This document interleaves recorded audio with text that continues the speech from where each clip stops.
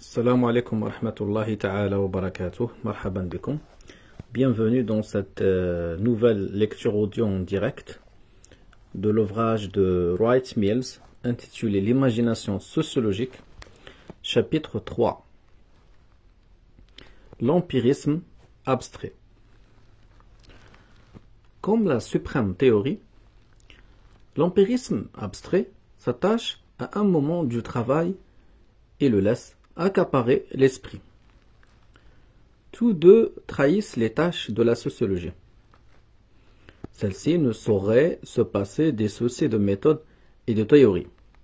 Mais ici, ils deviennent pas trop encombrants. L'inhibition méthodologique n'a d'égal que le fétichisme conceptuel. Je ne vais pas passer en revue tous les travaux de ces empiristes. Je me bornerai à caractériser leurs méthodes et signaler quelques-unes de leurs hypothèses. Tous procèdent à peu près de la même manière.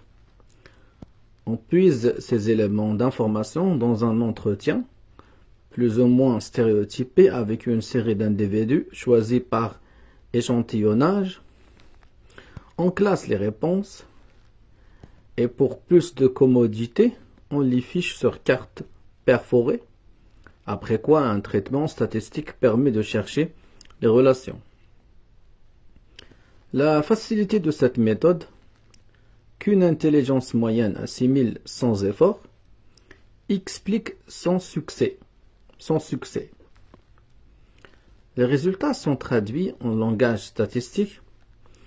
Au niveau le plus simple, ce sont des énoncés de proportion. Au niveau plus complexe, on combine les réponses pour aboutir à des recoupements qui peuvent être multiples et qu'on réduit alors à des échelles selon diverses méthodes. L'utilisation des données n'est pas toujours simple, mais nous laisserons cela de côté. Car si le degré de complication varie, on manipule toujours la même espèce de données. Outre la publicité et les communications de masse, c'est l'opinion publique qui constitue le plus clair de ces recherches. Toutefois, elles n'ont jamais reformulé intelligemment les problèmes d'opinion publique et de communication. Elle se contente de classer des questions, qui dit quoi à qui, par le canal de quel moyen de communication avec quel résultat. Les définitions de base sont les suivantes. Par public, j'entends le nombre, c'est-à-dire les réactions et les sentiments non particuliers et non individualisés d'un grand nombre de personnes. Cela nécessite un relevé d'échantillons. Par opinion, j'entends non seulement l'opinion du public sur des questions d'actualité et de politique, questions à l'ordre du jour, mais également les attitudes, les sentiments, les valeurs, l'information et les actions qui leur sont associées. Pour s'en faire une idée, il faut recourir non seulement aux questionnaires et aux entretiens, mais également à des procédés projectifs à des échelles. Bernard Belson. C'est un passage de Bernard Belson. The Study of Public Opinion. The State of Social Sciences. Publié par Leonard White, Chicago, Illinois, University of Chicago Press, 1956. Donc c'est un passage cité par Charles Wright Mills. Il y a là-dedans une confusion très nette entre l'objet et la méthode. L'auteur veut sans doute dire à peu près ceci. Le mot public va désigner tout agrégat pondérable susceptible d'échantillonnage statistique. Étant donné que les opinions sont celles des gens, il convient pour les découvrir de parler avec eux. Mais il arrive qu'ils refusent ou qu'ils soient incapables de les donner. Nous pouvons alors tenter d'employer les procédés projectifs ou les échelles. Ces recherches se limitent aux structures américaines et elles ne remontent pas à plus de 15 ans.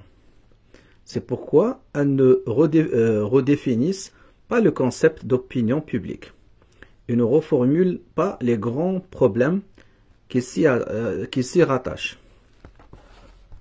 Elles ne le peuvent pas, même à titre préliminaire, dans les limites historiques et structurelles où on les enferme. Le problème de la collectivité ou du public dans les sociétés occidentales a surgi à la suite des transformations qu'a subi le consensus traditionnel et classique de la société médiévale. Il atteint aujourd'hui sa phase aiguë, ce qu'on appelait collectivité au XVIIIe et XIXe siècle est en train de se transformer en une société de masse. En outre, les collectivités sont en train de perdre toute pertinence structurelle, les hommes libres devenant peu à peu des hommes de masse, enfermés chacun dans des milieux sans pouvoir. Voilà par exemple qui devrait inspirer le choix et le propos des recherches sur les collectivités, l'opinion publique et les communications de masse. Il faudrait également un historique complet des sociétés démocratiques, faisant place notamment à ce qu'on a appelé la phase du totalitarisme démocratique, ou celle de la démocratie totalitaire. Bref, dans ce domaine, l'empirisme abstrait, tel qu'il est pratiqué, n'est pas à même de poser les problèmes de sociologie. Un certain nombre des problèmes que ces empiristes prétendent aborder, les effets provoqués par les moyens de communication de masse par exemple, ne peuvent se formuler en dehors d'un cadre structurel. Comment espérer comprendre ces effets? Et ne parlons pas du sens qu'ils prennent les uns au contact des autres pour le développement d'une société de masse. Alors comment espérer comprendre ces effets en étudiant seulement, même avec une très grande précision, une population qui depuis une génération est saturée de ces médias? La publicité a peut-être tout intérêt à classer les individus selon leur degré de contamination masse médiatique, mais on n'en sortira pas une sociologie des moyens de communication de masse. Dans les études sur la vie politique, c'est le comportement électoral qui constitue le sujet favori, sans doute à cause de la facilité des recherches statistiques. La pauvreté des résultats n'a d'égal que la complication des méthodes et le soin qu'on y apporte. Les sciences politiques doivent faire grand cas d'une étude exhaustive où l'on ne souffle mot de la cuisine électorale des grands partis, non plus que de la moindre institution politique. Et pourtant, c'est bien le cas du People's Choice, le choix électoral. Étude de grand renom sur l'élection de 1940 dans le comté d'Erie. Cet ouvrage nous apprend que les riches, les ruraux et les protestants votent républicains, que les électeurs au cours donné inverse votent démocrate, et ainsi de suite. Mais on ne dit mot de la dynamique politique aux États-Unis. L'idée de légitimation est l'une des conceptions centrales des sciences politiques, d'autant que les problèmes de cette discipline portent sur des questions d'opinion et d'idéologie. Les recherches sur l'opinion publique surprennent d'autant plus qu'on soupçonne fort la politique électorale américaine d'être une politique sans opinion, à prêter au mot opinion un minimum de sérieux, et d'être électorale sans revêtir aucune signification politique profonde, à prendre l'expression signification politique au sérieux. Mais les recherches politiques ne sont pas à même de poser ces questions, car ces remarques, dans mon esprit, sont de simples questions. Et comment en serait-il autrement?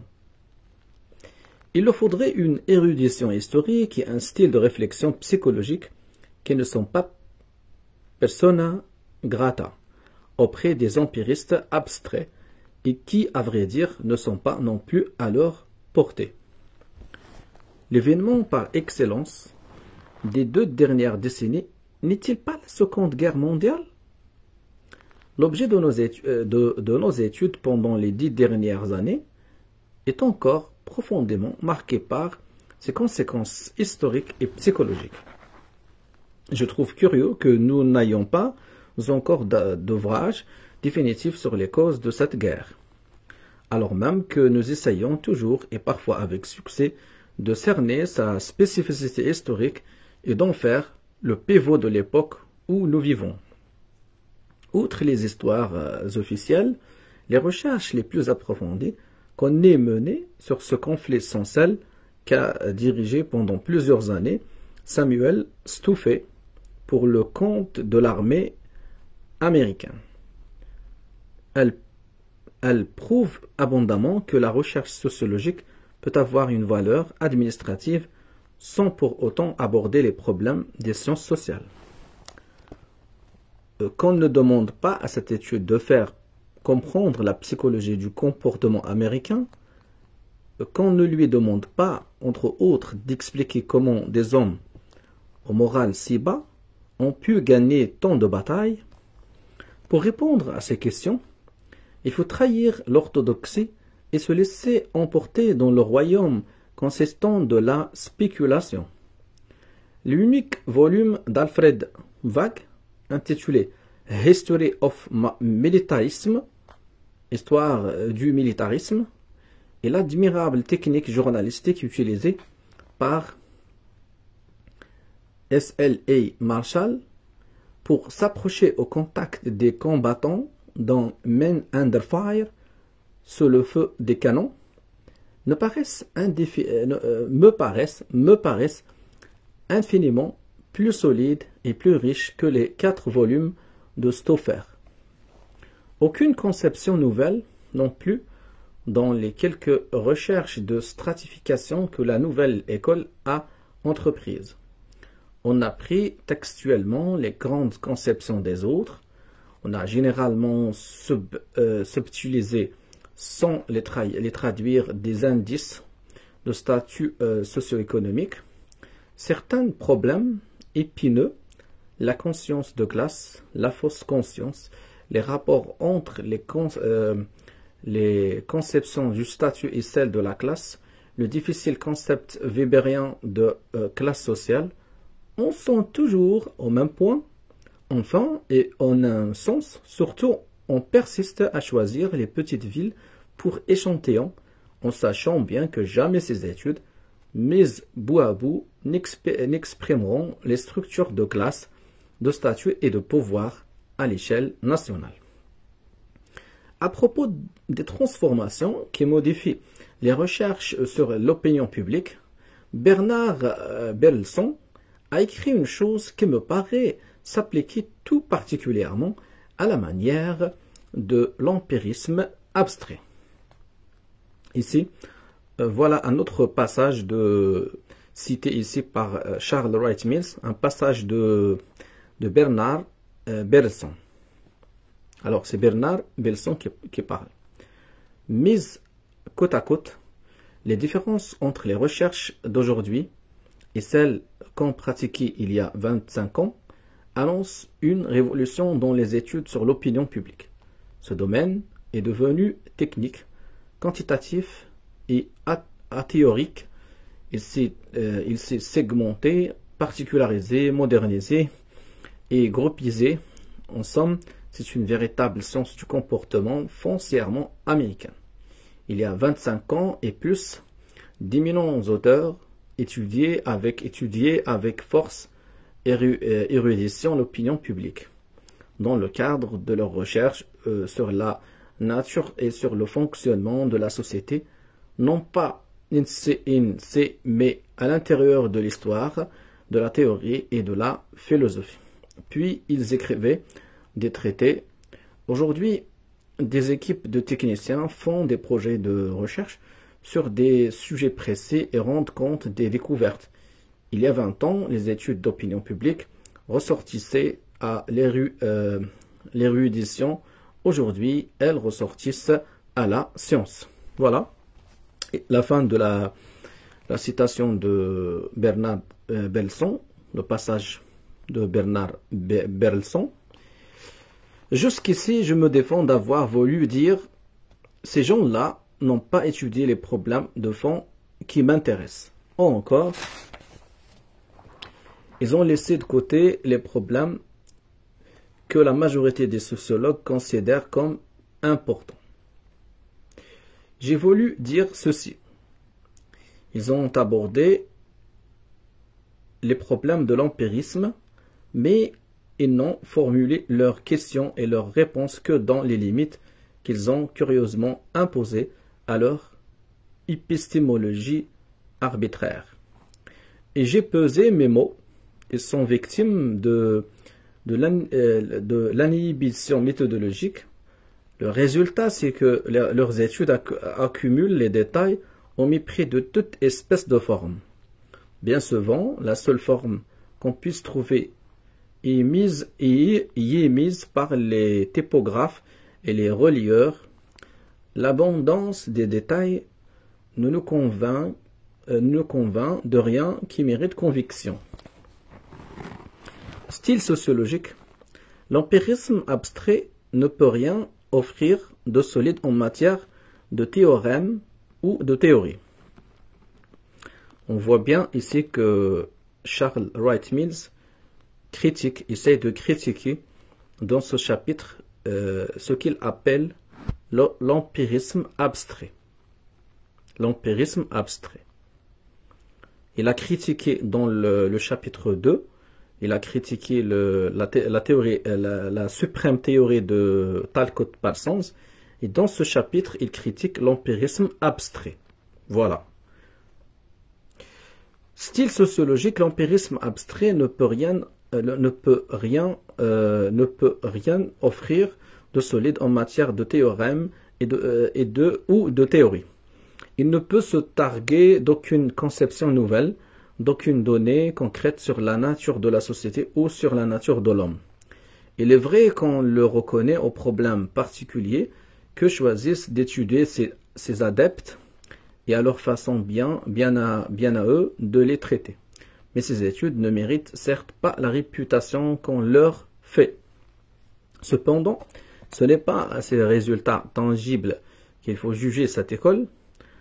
En tant qu'école, elle est toute nouvelle. En tant que méthode, elle prend tout son temps. En tant que style de travail, elle élargit seulement maintenant le champ de sa problématique. Ce qui frappe avant tout en elle, et ce n'est sans doute pas l'essentiel, c'est la machine administrative qu'elle a mise en place et la catégorie de travailleurs intellectuels qu'elle a recrutés et formés. La machine est devenue gigantesque et on s'aperçoit à maintes égards qu'elle ne cesse de s'étendre et de s'implanter. L'intellectuel administrateur et le conseiller technique, deux catégories professionnelles d'un nouveau genre, entrent maintenant en lice avec les professeurs et les savants de la vieille école. Il reste que cette croissance, si elle promet de modifier l'aspect de l'université future, la tradition des humanités et les qualités d'esprit qui régneront demain sur la vie universitaire, ne se fait pas non plus à juger ce style de recherche. La croissance dépasse largement ce que seraient prêts à admettre les tenants de cette école. Pour justifier le succès et l'importance de leur style, n'est-il que cela? Elle fournit du travail à des techniciens semi-spécialisés, elle offre des carrières dont la sécurité est analogue à celle qu'ils trouveraient dans l'université, mais qui réclament moins de qualifications. En somme, ce style de recherche implique un démiurge administratif qui pèse sur l'avenir de la sociologie et sur sa bureaucratisation possible. Mais ce qu'il faut bien comprendre chez les empiristes abstraits, c'est leur philosophie des sciences, l'attachement qu'ils lui prouvent et l'usage qu'ils en font. C'est cette philosophie qui se cache derrière leurs recherches, comme elle existe derrière la machine personnelle et administrative. Elle justifie à la fois la pauvreté des résultats et l'exigence de la machine. Ceci est important parce qu'on imagine que les professions de la foi philosophique n'ont rien de commun avec une entreprise si résolument scientifique. C'est important aussi parce que les empiristes eux-mêmes semblent ignorer l'existence de ce fondement philosophique. Quand on les fréquente, force est de reconnaître qu'ils insistent presque tous sur leur statut d'homme de science. Ils aiment par-dessus tout proclamer leur allégeance aux sciences de la nature. Lorsqu'ils discutent des problèmes philosophiques que pose la sociologie, ils en reviennent toujours là et sont les hommes des sciences de la nature, ou du moins leur porte-parole. Lorsqu'ils expriment avec plus de néance, ou bien lorsqu'ils entrevoient le sourire et le prestige d'un grand physicien, ils ne sont plus que des hommes de science tout court. Pratiquement, les empiristes paraissent s'intéresser davantage à la philosophie de la science qu'à l'étude sociologique. En somme, ils ont embrassé une philosophie de la science parmi d'autres et ils l'érigent à présent une méthode scientifique absolue. Ce modèle de recherche est en grande partie une construction épistémologique dans le cas de la sociologie et en résulte un genre particulier d'inhibition méthodologique. J'entends par là que le choix de tous les problèmes ainsi que leur formulation sont sévèrement contrôlés par la méthode scientifique. En un mot, c'est la méthodologie qui détermine les problèmes. Et il fallait s'y attendre. Après tout, la méthode scientifique projetée ici n'est pas issue d'une conception classique du travail sociologique. Elle n'en est pas une généralisation. On l'a extraite avec les modifications qui s'imposaient d'une philosophie des sciences de la nature.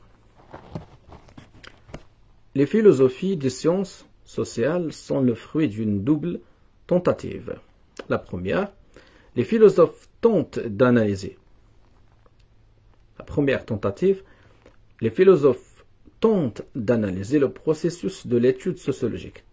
Puis, grâce à une généralisation, rationalisent les méthodes d'enquête qui leur semblent les plus riches de promesses.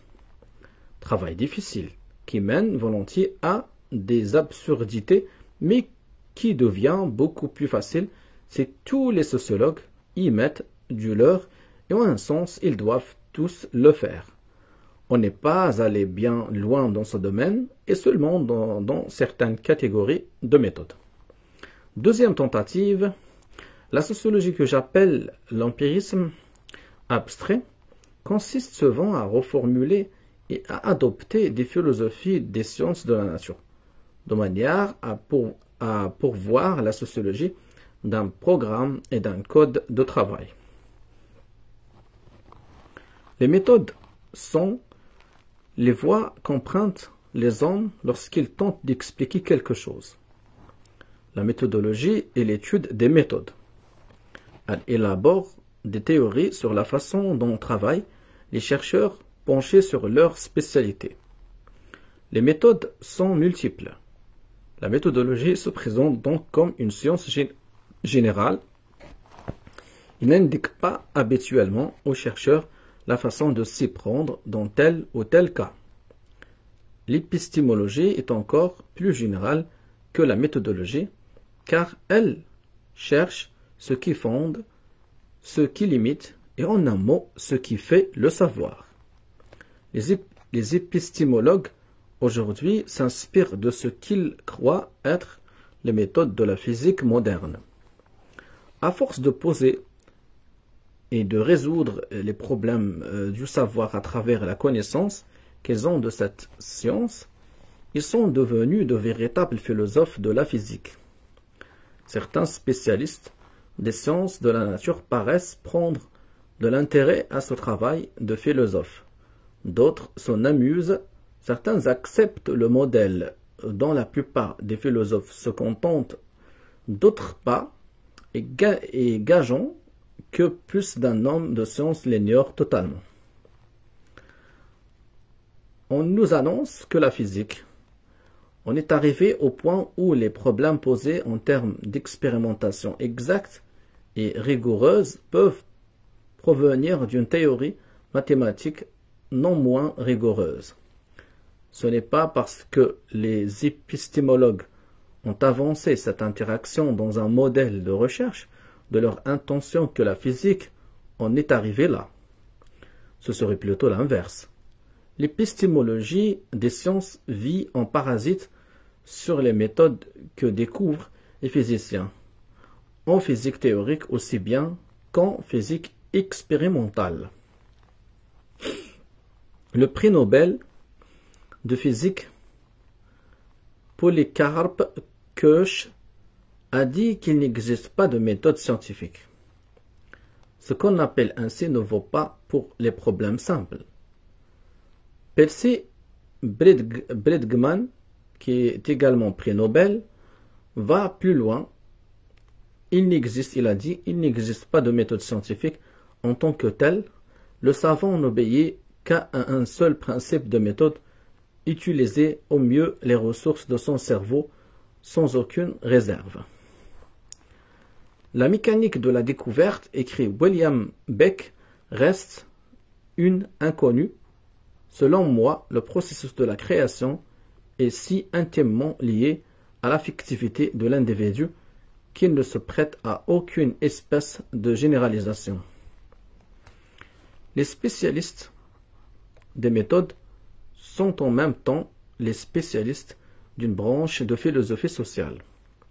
Ce qui compte en sociologie, ce n'est pas qu'ils soient spécialisés, mais que leur spécialité les conduise irrémédiablement à étendre à l'ensemble des sciences sociales le processus de la spécialisation.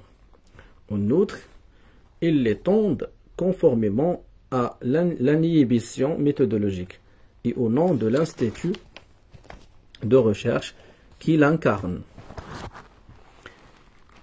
Ils n'iront pas offrir une spécialisation en harmonie avec l'actualité et inscrite dans des champs d'études intelligibles, non plus qu'une façon de se prendre aux problèmes de structure sociale. Ils proposent une spécialisation fondée en tout et pour tout sur la mise en œuvre de la méthode, au mépris du fond des problèmes ou des aires de recherche. Je ne livre pas ici des impressions cueillies au hasard. Les documents sont là pour les étayer. L'exposé le plus explicite et le plus direct qu'on puisse trouver sur le style de l'empirisme abstrait et sur le rôle qui est appelé à jouer l'empiriste abstrait en sociologie est celui d'un des plus raffinés sociologues de cette école, Paul Lazarsfeld. Pour Lazarsfeld, la sociologie ne se définit pas par des méthodes qui lui seraient propres, mais bel et bien comme la spécialité méthodologique. Le sociologue apparaît comme le méthodologiste de toutes les sciences sociales. Voici donc comment nous pourrions définir la fonction essentielle du sociologue. Là, Charles Wright Mills va citer un passage de Paul Lazarsfeld. Voilà, c'est un passage de Paul Lazarsfeld. Voici donc comment nous pourrions définir la fonction essentielle du sociologue. Il est l'éclaireur des légions en marche des sciences sociales, dépêché toutes les fois que se dessine à l'horizon un nouveau secteur de recherche scientifique empirique sur le phénomène humain. Il constitue le maillon qui unit le philosophe de la société, l'observateur isolé et le commentateur d'une part, aux équipes de chercheurs et d'analystes empiriques. Historiquement, il y a donc trois façons de se prendre à l'objet sociologique.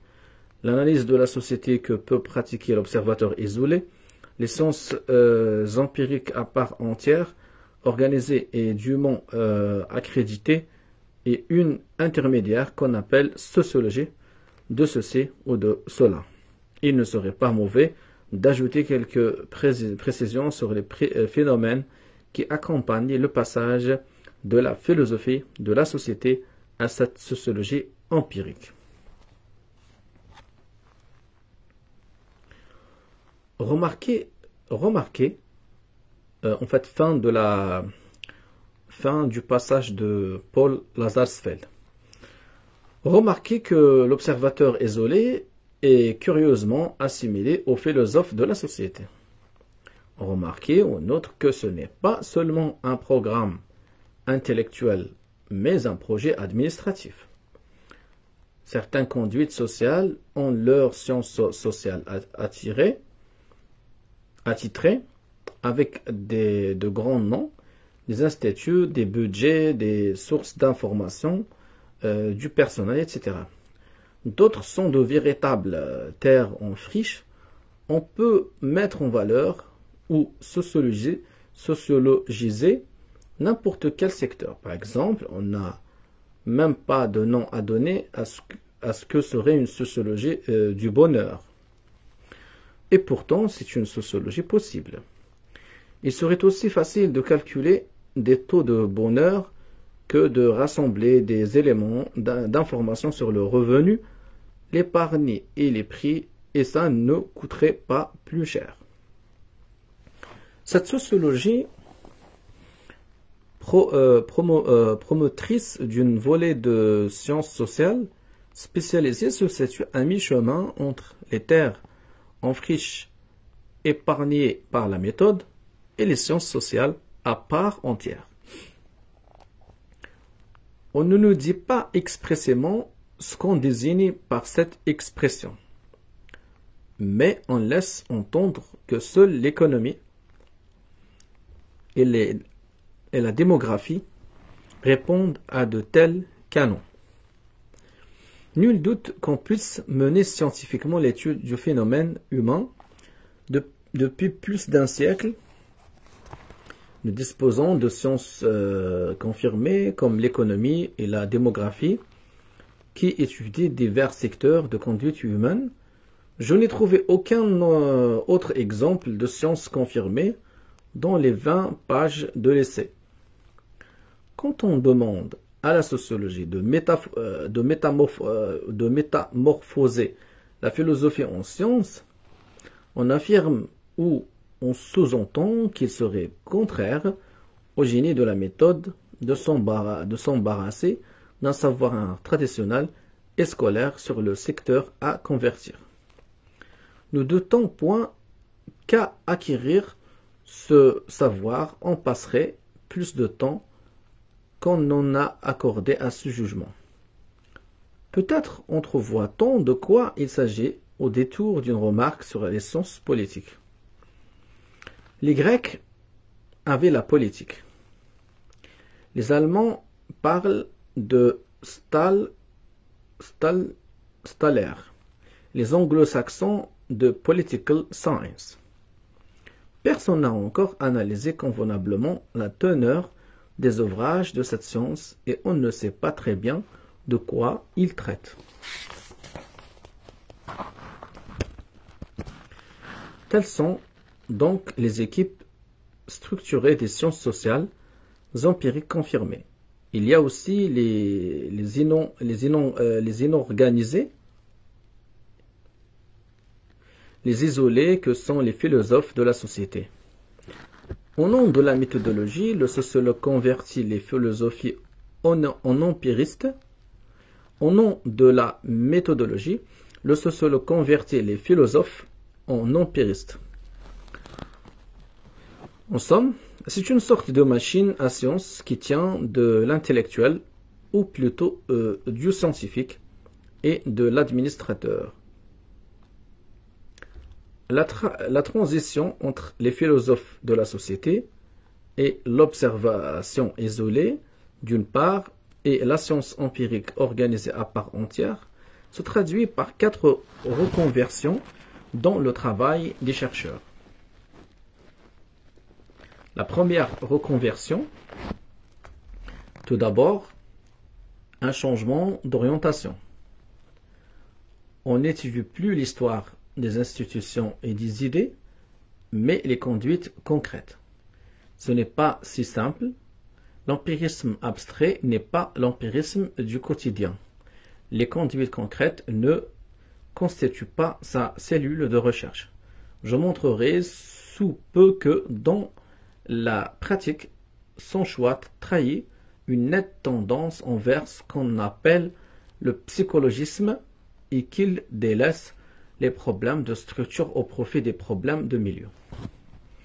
Deuxième reconversion, on évite également, poursuit Lazarsfeld, d'étudier un secteur humain isolément et on essaie toujours de le rapporter à d'autres secteurs. C'est une contre-vérité. Comparez les écrits de Marx, de Spencer ou de Weber avec ceux des empiristes abstraits. Il faut entendre la proposition donnant à rapporter un sens exclusivement statistique. Troisième reconversion, on étudie les situations et les problèmes de la société qui se répètent, de préférence à ceux qui ne se produisent ou ne se posent qu'une fois. On pourrait voir là un souci de nature structurelle, car les répétitions ou les régularités de la vie sociale sont évidemment ancrées au cœur des structures établies. Pour comprendre les campagnes électorales américaines, il faut comprendre la structure des partis, leur rôle dans l'économie du pays, et ainsi de suite. Mais ce n'est pas cela que veut dire Lazarsfeld. Il entend que les élections obligent une multitude de gens à accomplir ensemble le même acte social et qu'elles reviennent régulièrement. Partant, le comportement électoral des individus peut s'étudier indéfiniment par la méthode statistique. Quatrième reconversion. Enfin, on étudie les événements sociaux contemporains de préférence aux événements historiques. Cette orientation anhistorique est due à une préférence épistémologique. Le sociologue a donc tendance à étudier essentiellement les événements contemporains sur lesquels il a toutes les chances de trouver les éléments d'information dont il a besoin. Ce parti pris épistémologique contredit la proposition selon laquelle le travail sociologique est centré sur la formulation des grands problèmes. Avant d'aller plus loin, je veux ajouter quelque chose au compte rendu de cette sociologie à laquelle Lazarsfeld attribue 2 tâches supplémentaires. Là encore, Wright Mills va citer un passage long de Paul Lazarsfeld. Alors, Lazarsfeld, toutes les citations utilisées dans ces 4 paragraphes sont tirées de Lazarsfeld, de son ouvrage intitulé What is Sociology, l'ouvrage de Lazarsfeld. La recherche sociologique consiste à mettre des méthodes scientifiques au service de nouveaux secteurs. Les observations de Lazarsfeld ont pour but de caractériser grossièrement l'atmosphère qu'on peut s'attendre à trouver au cours de la transition entre la philosophie sociale et la recherche sociologique empirique. Comme le sociologue défriche des terres nouvelles, il ne doit compter que sur lui-même pour rassembler ces éléments d'information. C'est à la faveur de cela que se développe la seconde grande fonction à laquelle est promis le sociologue, Il apparaît alors comme le tilleur des autres sciences sociales. Permettez-moi de vous rappeler quelques-uns des nombreux problèmes auxquels le sociologue doit faire face en rassemblant ces éléments d'information. Il lui faut plus d'une fois interroger directement les gens sur ce qu'ils ont fait, vu ou désiré. Cela, les gens ne s'en souviennent pas toujours. Parfois, ils se font tirer l'oreille, ou bien encore, ils ne voient pas ce qu'on veut leur faire dire. C'est ainsi que c'est perfectionnement l'art difficile et néanmoins indispensable de l'entretien.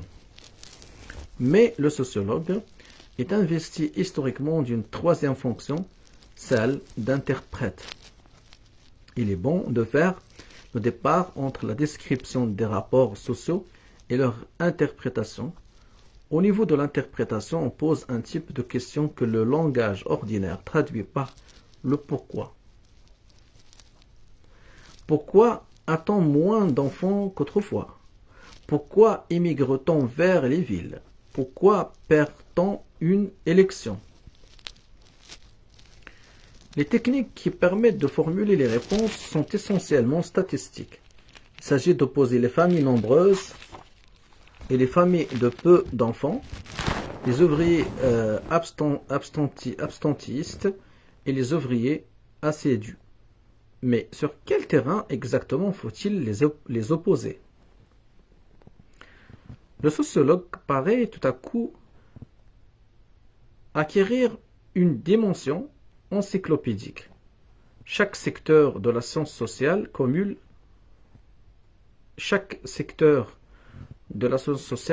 d'ordinaire interprétation et théorie. Mais on nous apprend ici que l'interprétation, donc là, en fait, c'est la fin de la citation des passages de Paul Lazarsfeld.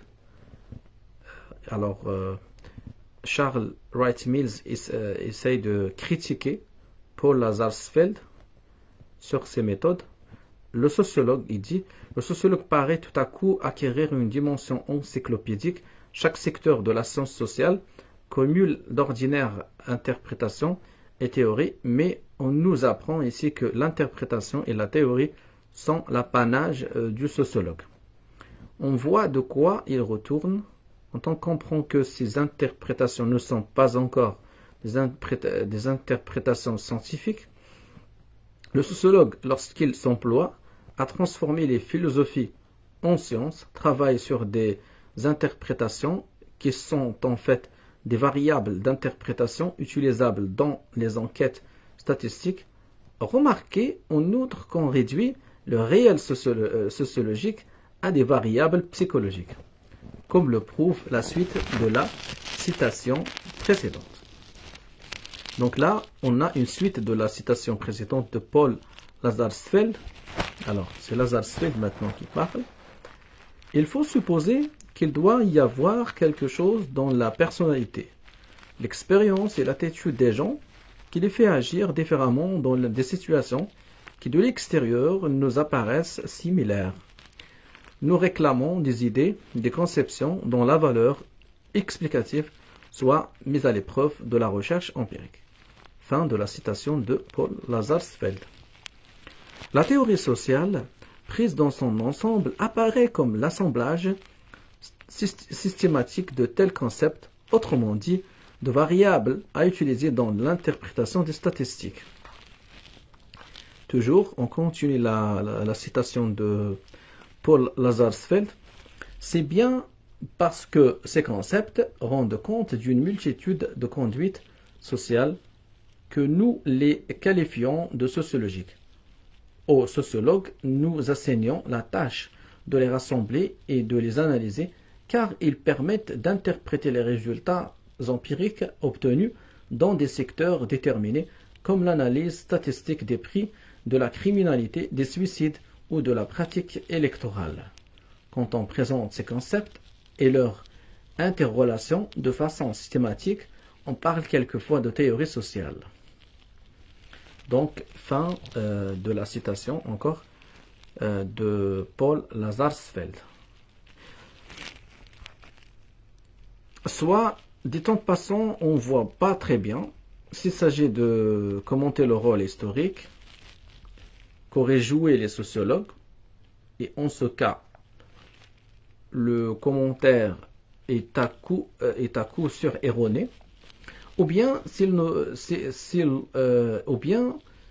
l'on veut insinuer simplement que les sociologues devraient se faire les promoteurs et les gardiens de l'interprétation de tout et de n'importe quoi, auquel cas tout sociologue se réserve le droit de décliner l'invitation dans l'intérêt de ses propres problèmes de fond.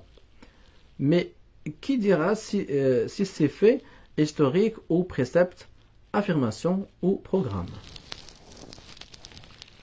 Il s'agit peut-être d'une propagande en faveur d'une philosophie de la technique et d'un témoignage d'admiration envers l'énergie administrative qui se cacherait tous deux sous le prétexte de l'histoire naturelle de la science. Ce sociologue qu'on nous représente douillettement abrité dans un institut de recherche où il cumule les fonctions de créateur de sciences, de tueur et de préposé aux interprétations, aussi bien que le style même de cette sociologie, dont l'exposé de Lazarsfeld est le plus clair que je connaisse, se lèvent l'un et l'autre plusieurs problèmes que je me propose maintenant d'envisager plus systématiquement.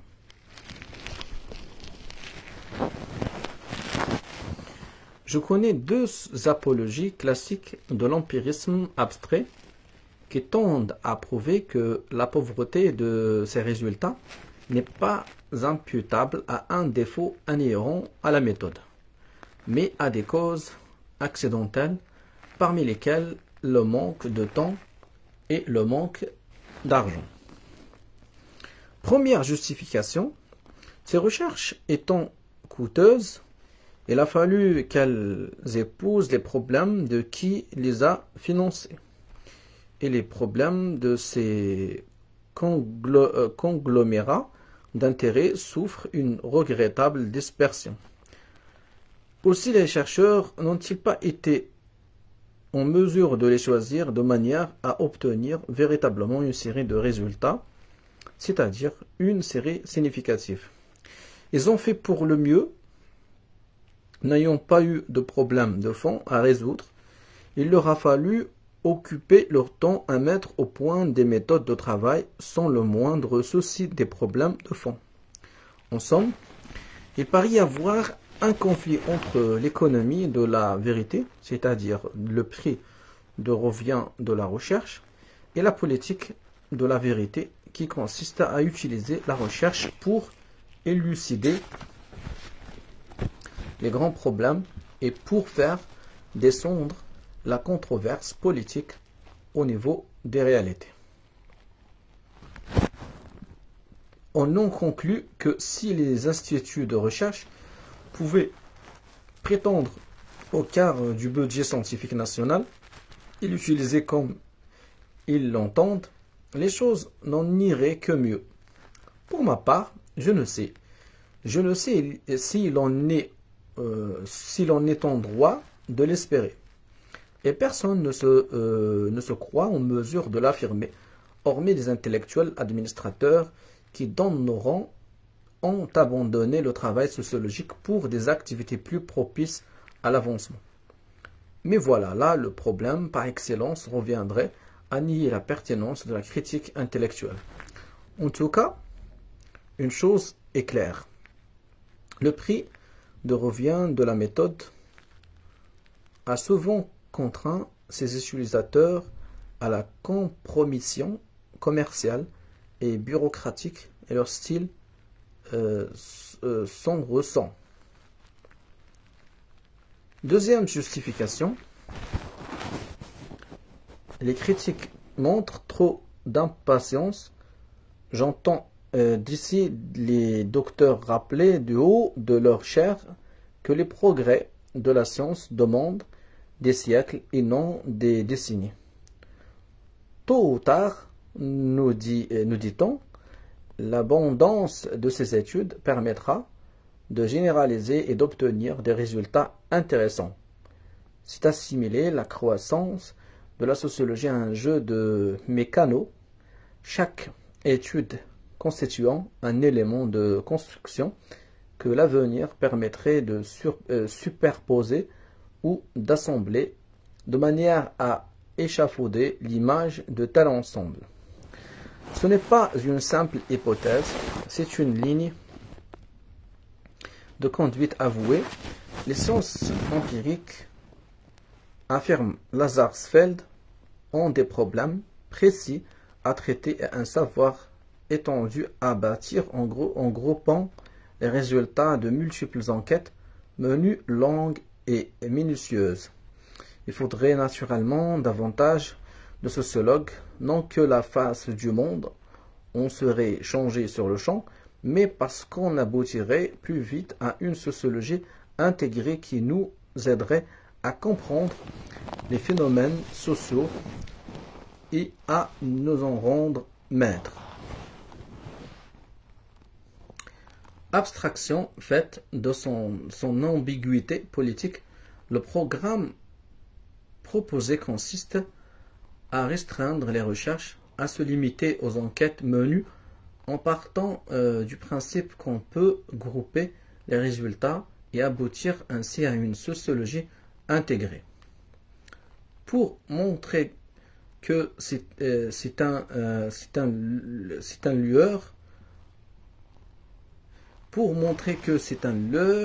leurre, cessons de chercher à la pauvreté de ces études des causes extrinsèques et examinons les causes qui tiennent au style et au programme même de l'empirisme abstrait. Tout d'abord, je parlerai des rapports entre la théorie et la recherche de la ligne de conduite que les sociologues devraient suivre en ce qui concerne la place qu'il convient d'accorder respectivement aux conceptions générales et aux exposés de détail. Certes, les écoles de sociologie ne tarissent pas de belles paroles sur la stupidité de l'information empirique sans théorie et sur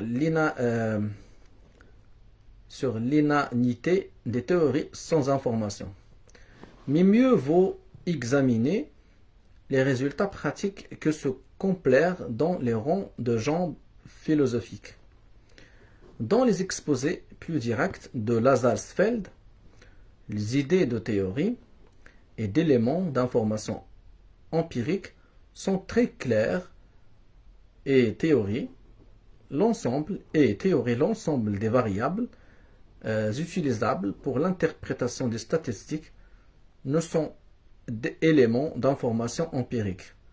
On nous le dit très nettement et la pratique le prouve que les faits ou les relations statistiques abondants, mesurables et sujets à répétition. Lorsque la théorie et l'information se réduisent à si peu de choses, le commentaire des interrelations est condamné à n'être qu'une maigre constatation, quand il n'est pas purement et simplement escamoté.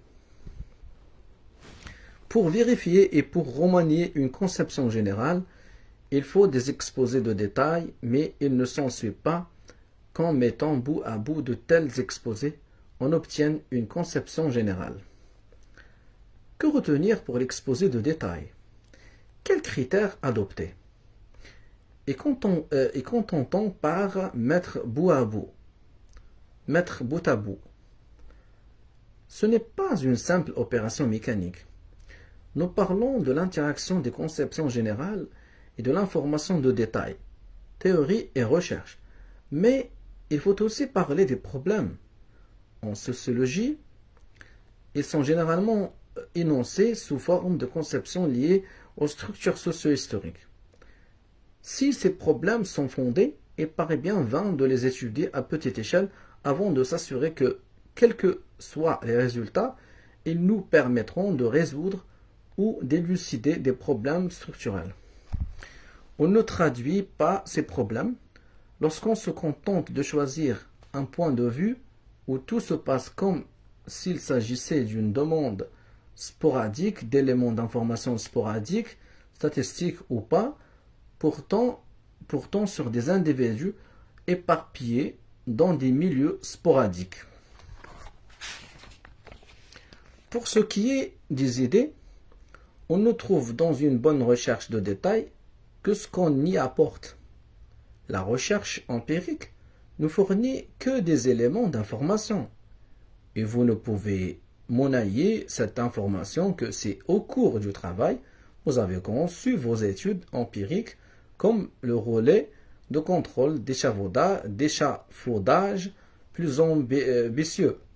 À mesure que le faiseur de sciences transforme les philosophies sociales en sciences empiriques et leur érige des instituts de recherche, les études prolifèrent.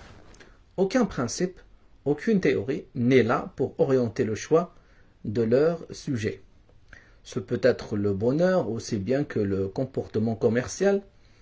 On pose simplement en principe qu'à condition d'utiliser la méthode, les études qui en résulteront d'Elmira à Zagreb ou bien Shanghai aboutiront finalement à une science de l'homme et de la société qui sera une science organisée à part entière. En attendant, on passe à l'étude suivante. En avançant que les études ne peuvent pas s'ajouter, je fais la part de la théorie de la société vers laquelle tend effectivement l'empirisme abstrait.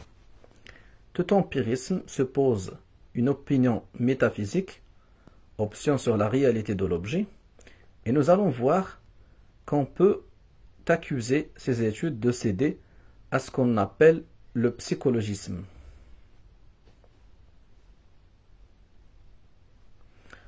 On se fonde pour cela sur le fait que leur source d'information est essentiellement un échantillonnage individuel. Les questions posées sont destinées à provoquer des réactions psychologiques.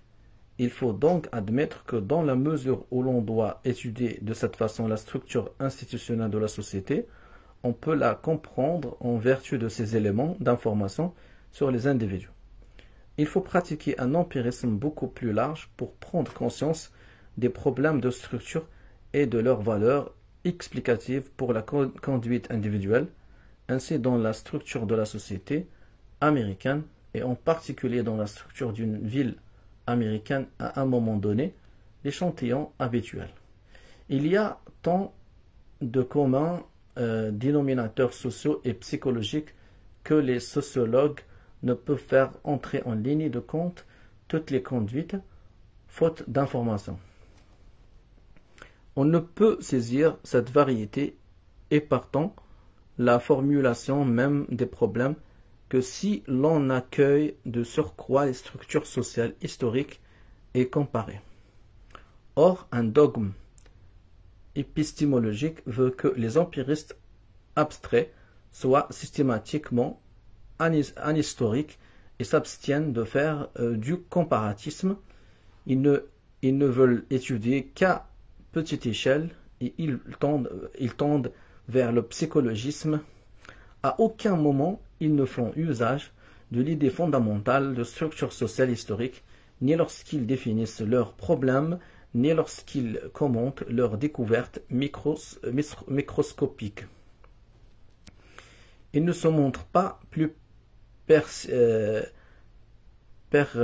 perspicaces dans l'étude des milieux. Par définition, et de par notre expérience sociologique, nous savons que les gens, ceux qu'on interroge, ignorent souvent les causes des transformations du milieu et que nous ne pouvons les comprendre qu'en fonction de transformations structurelles. C'est le contre-pied du psychologisme. La leçon à tirer est toute simple. Il faut choisir les milieux à étudier en fonction des problèmes de structure. Les variables à isoler et à observer dans les milieux sont précisément celle dont notre analyse de structure a démontré l'importance. Il y a bien entendu action et réaction entre les études du milieu et les études de structure. La sociologie, sachons-le, n'est pas une grande tapisserie aux quatre coins de laquelle les ouvrières travailleraient pour leur propre compte. Les petits morceaux de tapisserie, quelle que soit leur finesse, ne sauraient se raccorder mécaniquement pièce à pièce et donner un ensemble. Mais il n'est pas rare de voir des empiristes abstraits aller chercher les éléments d'information et les soumettre à une analyse statistique plus ou moins passe-partout, confiée à des techniciens semi-qualifiés. Ensuite, on achète les services d'un sociologue ou d'une équipe de sociologues pour la vraie analyse. Et me voici arrivé à mon second point. Nos empiristes ont récemment pris le pli de faire procéder leurs études d'un ou deux chapitres pour faire le point sur la littérature du problème. C'est bon signe, car ils font pièce aux critiques que leur adressent les disciplines sociales confirmées.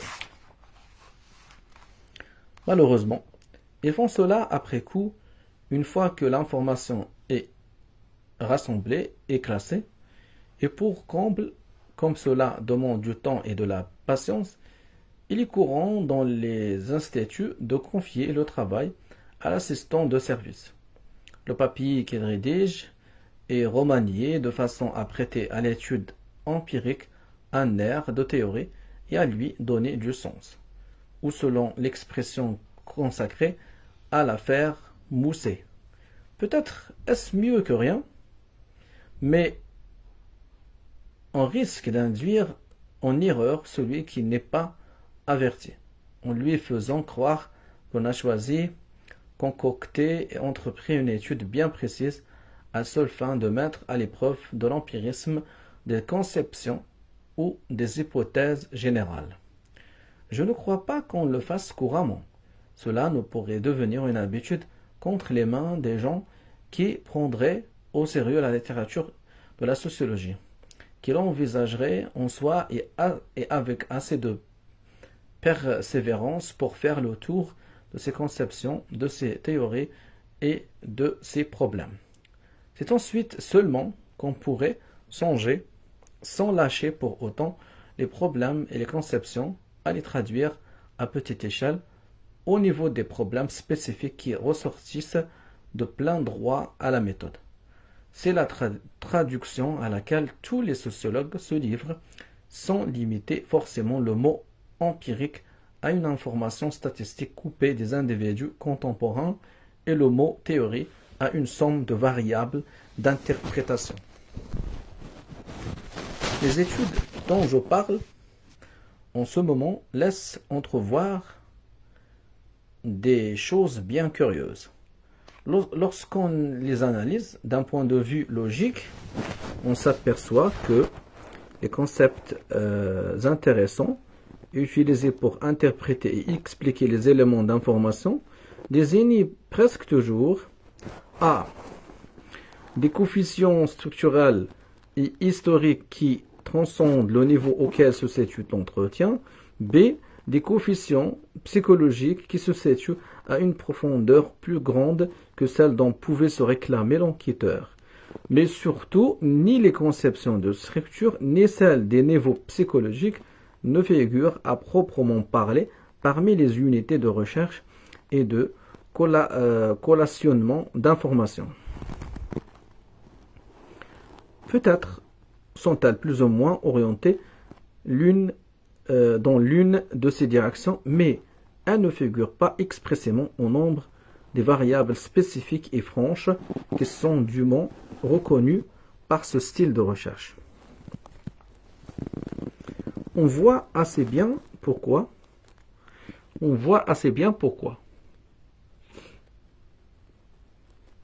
Pratiquement, l'entretien normalisé, source principale d'information, réclame une sorte de behaviorisme social, étant donné les éléments financiers et administratif qui entre dans la recherche, c'est presque inévitable. Doit-on s'étonner que ces enquêteurs semi-spécialisés dans le meilleur des cas ne puissent obtenir en 20 minutes ou même en une journée qu'ils le pourraient? Les données de profondeur qu'on pourrait obtenir, nous le savons à la faveur d'entretiens plus longs et plus adroits. On ne peut espérer obtenir non plus par la méthode d'échantillonnage habituelle les renseignements de structure qu'on peut demander aux études orientées proprement vers l'histoire. Pourtant, les études de l'empirisme abstrait s'efforcent de faire place à des conceptions de structure et de psychologie des profondeurs. On explique des observations particulières en faisant appel à des conceptions générales appropriées. On utilise des conceptions générales pour formuler des problèmes psychologiques ou structurels destinés aux prières d'insérer des études. Dans certaines boîtes de recherche, on parle de brillant lorsqu'on explique de manière convaincante des relations ou des faits détaillés en faisant appel à des suppositions générales. Lorsqu'on explique des questions générales à l'aide de variables microscopiques dont on force le sens, on dit qu'on est arrivé à quelque chose d'astucieux. Si je parle de cela, c'est pour montrer qu'un jargon d'école est en train de se créer qui conceptualise les procédés que j'analyse en ce moment. Tout revient à illustrer des points de détail par des statistiques et à illustrer des statistiques par des points de détail. Les points généraux ne sont ni contrôlés ni précisés. On les adapte aux chiffres comme on leur adapte l'économie des chiffres. Les points généraux et les explications peuvent s'accommoder d'autres chiffres et les chiffres d'autres points généraux. Ces tours de passe-passe de logique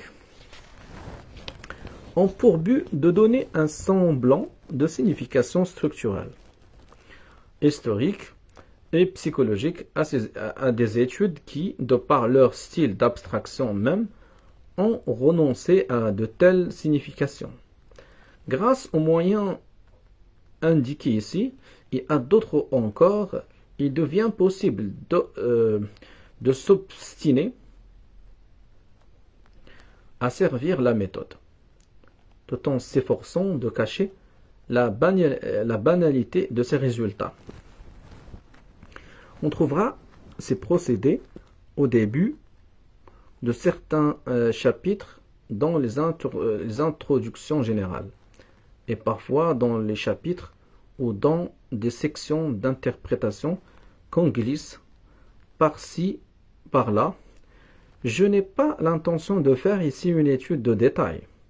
Je veux simplement mettre le lecteur sur ses gardes pour qu'il exerce son esprit critique en feuilletant les ouvrages des empiristes abstraits. Que doit-on retenir de cela? Ce sont les idées qui font progresser la recherche sociologique, quelle qu'elle soit. Les faits ne lui apportent que la discipline. Cela est vrai aussi bien des études de l'empiriste abstrait sur les motivations électorales que des exposés d'historiens sur la position de la mentalité de l'intelligentsia russe au XIXe siècle. Le cérémonial est plus compliqué et certainement plus prétentieux chez le premier. Le statut logique du résultat est rigoureusement le même. Et est enfin à la pauvreté des résultats de l'empirisme une explication qu'on peut exprimer sous forme d'une question. Y a-t-il nécessairement conflit entre ce qui est vrai mais dénué d'importance et ce qui est important mais pas forcément vrai? Ou encore, pour poser la question sous une meilleure forme, À quel niveau de vérification les chercheurs devraient-ils s'arrêter? On pourrait évidemment pousser l'exigence jusqu'à n'avoir que des exposés extrêmement détaillés. Inversement, on pourrait pousser l'indulgence jusqu'à n'avoir que des suprêmes conceptions. Les victimes de l'inhibition méthodologique refusent souvent tout exposé sur la société moderne qui n'a pas été broyé sous la fine meule de cérémonial statistique.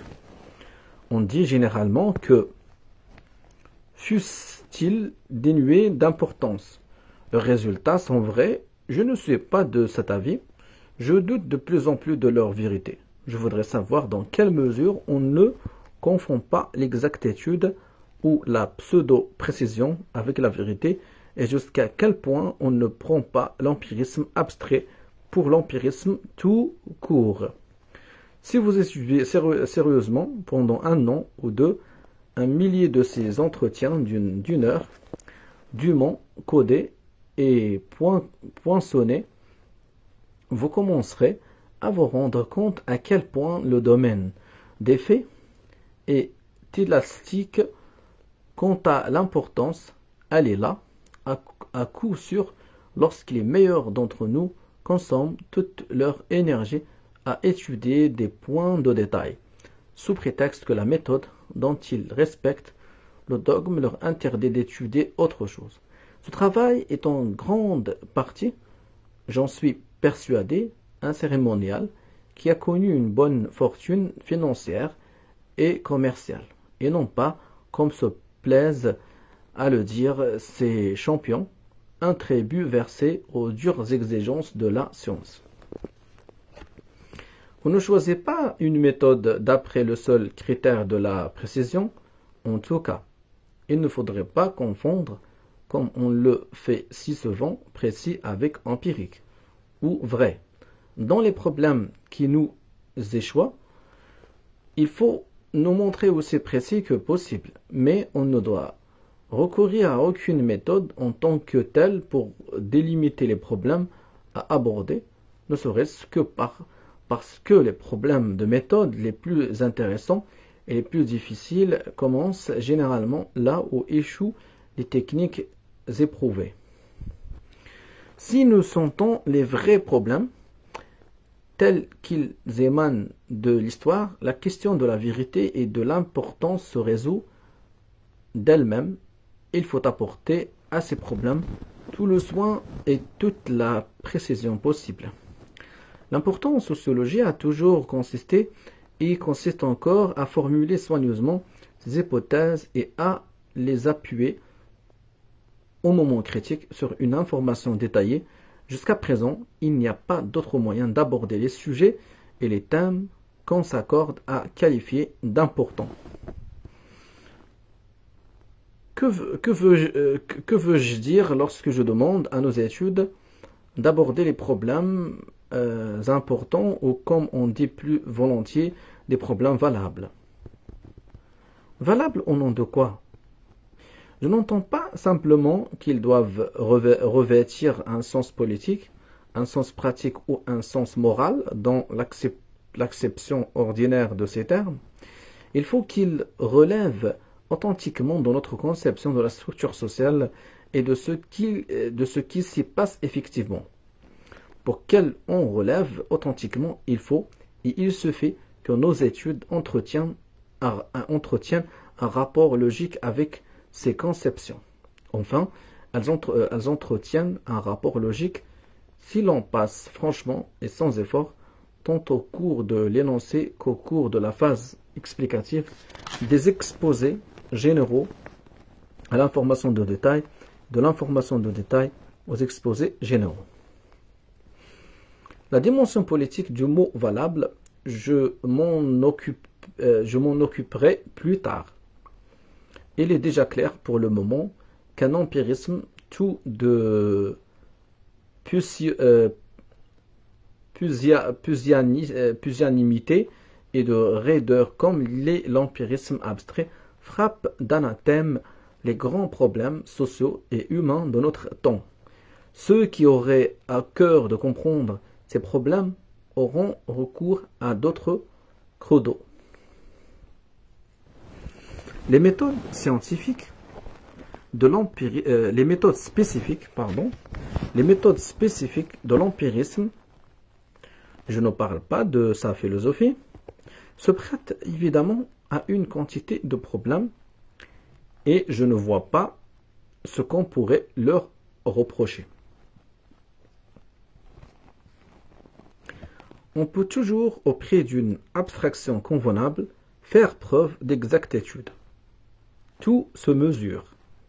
Si le problème qui nous échoit se prête naturellement à l'analyse statistique, il ne faut pas hésiter à l'employer. Si nous avons besoin, pour une théorie des élites, de connaître l'origine sociale d'un groupe de généraux, il est naturel de chercher dans quelle proportion les diverses couches sociales y sont représentées. S'il s'agit de savoir dans quelle proportion le salaire réel des cols blancs a augmenté ou diminué depuis 1900, on établit un tableau chronologique des salaires par catégorie professionnelle, corrigé par un indice des prix. Toutefois, il ne faut jamais faire de ces procédés, une fois généralisés, les seuls possibles. Personne n'est censé prendre ce modèle à la lettre comme un dogme. Ce n'est pas le seul style d'empirisme. Il convient de soumettre les menus données particulières à une étude exacte et intensive en rapport avec notre vision imprécise des ensembles et à seule fin de résoudre des problèmes d'ensemble structurel. C'est un choix qui détermine nos problèmes et non pas une nécessité entraînée par un dogme épistémologique. Nul n'a le droit de désapprouver les études de détail sur les problèmes mineurs. Leur étroitesse même peut s'inscrire dans une admirable recherche vers plus de précision et de certitude. Elle peut aussi illustrer une division du travail intellectuel, une spécialisation qu'une fois de plus nul n'a le droit de contester. En revanche, nous sommes fondés à demander si l'on nous représente que ces études s'inscrivent dans une division du travail dont toutes les spécialisations réunies constituent l'entreprise sociologique, alors où sont les autres? Et où se cache celle qui a pour fonction d'agrandir le champ où s'enferment ces études? Presque toutes les écoles utilisent les mêmes slogans. On sait que toute tentative systématique de compréhension implique une sorte de jeu de bascule entre l'admission empirique et l'assimilation théorique, que concepts et idées doivent guider la recherche des faits et que les recherches de détails doivent permettre de vérifier et de remanier les idées. Dans l'inhibition méthodologique, les hommes s'enlisent non pas au stade de l'admission empirique, mais bel et bien dans les problèmes épistémologiques de méthode. Ces gens-là, surtout les jeunes, ne connaissent pas grand-chose à l'épistémologie et ils font preuve d'un grand dogmatisme à l'égard du seul code qu'ils respectent. Dans le fétichisme conceptuel, les hommes s'enlisent dans la recherche d'un très haut niveau de généralisation, d'ordinaire syntaxique, sans pouvoir renouer avec les faits. Ces deux tendances, ces deux écoles s'installent et croissent dans ce qui devrait être de simples paliers du travail sociologique. Ce qui devait n'être ici qu'une courte pause à ouvert, si j'ose dire, les portes du désert. Ces deux écoles trahissent la sociologie classique.